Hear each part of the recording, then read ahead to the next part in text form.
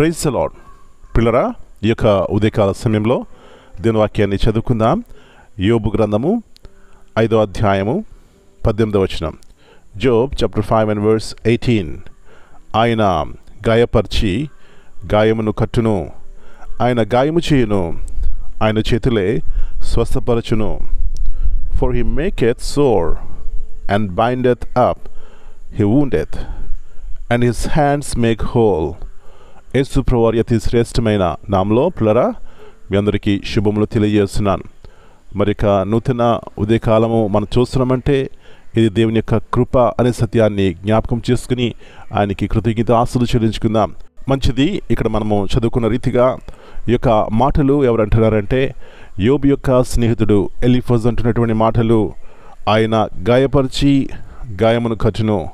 నా ప్రియుడా, నా ప్రియ సహోదరి, ఉదయకాల సమయంలో ఏ గాయం చేత ఏ బాధ చేత మనం ఉన్నా అది దేవుని తెలుసు అనే సత్యాన్ని గుర్తించి విశ్వాసము కలిగి, ప్రభువా నీవు నా గాయమును కట్టువాడువు, నా బాధ నుంచి తొలగించేవాడువు, మిమ్మల్ని ప్రేమించి మీ కొరకు జీవించాలని ఆశ నాకు ఉంది అని చిన్న ప్రార్థన చేస్తే పిల్లరా ఆయన గాయం కట్టేవాడై ఉన్నాడు. మన యొక్క ప్రతి అవసరత తీర్చేవాడై ఉన్నాడు. తర్వాత చూసినట్లయితే ఆయన చేతులే స్వస్థపరచును. అబ్బా, ఎలాంటి ప్రేమగల దేవుడు అండి మన దేవుడు. ఆయన చేతులు మనం స్వస్థపరుస్తాయి. ఈ ఉదయకాలం సమయంలో ఏ వ్యాధి చేత ఏ రోగం చేత అది ఆత్మ సంబంధమైన శరీర సంబంధమైన దేని ఎదుట సాగిలు పడినట్లయితే ఆయన చేతులే మనం స్వస్థపరుస్తాయి. అలాంటి కృప ఉదయకాల సమయంలో దేవుడు మనందరికీ దయచినగాక. ప్రార్థన చేసుకుందాం. పరలోకమందున మా తండ్రి, పరిశుద్ధమైన దేవా, మరి నూతన శ్రేష్టమైనటువంటి సమయాన్ని బట్టి మీకు వందనాలు చెల్లిస్తున్నాం. తిరిగి మీ వాక్యం ద్వారా మనం బలపరుస్తున్న మీకు వందనాలు.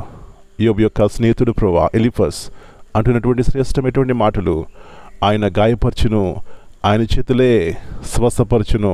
అవునాయన, మీ యొక్క చేతులే మమ్మల్ని స్వస్థపరుస్తాయి.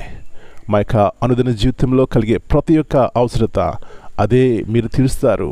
వాస్తవానికి ఎంతోమంది ఆయా రీతిలుగా శరీర సంబంధమైన బాధల్లో ఉన్నారు. వారిని స్వస్థపరిచేవాడు నీవే.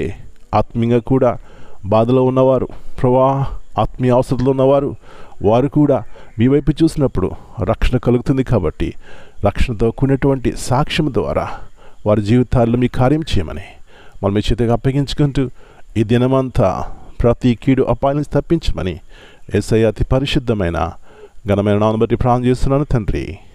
Amen. God bless you all. My dear brothers and sisters, greetings in the precious name of our Lord and Savior Jesus Christ. And this morning we have read from Job chapter 5 and verse 18. God may allow pain or suffering in our lives, but He also brings healing and restoration. His discipline comes from love, and His ultimate purpose is to heal and bless us. And this morning time, what pain you have, what type of situation you are in, but God knows everything. God is in control. So believe this truth and put your trust in God who heals us. In Jesus' name, Amen.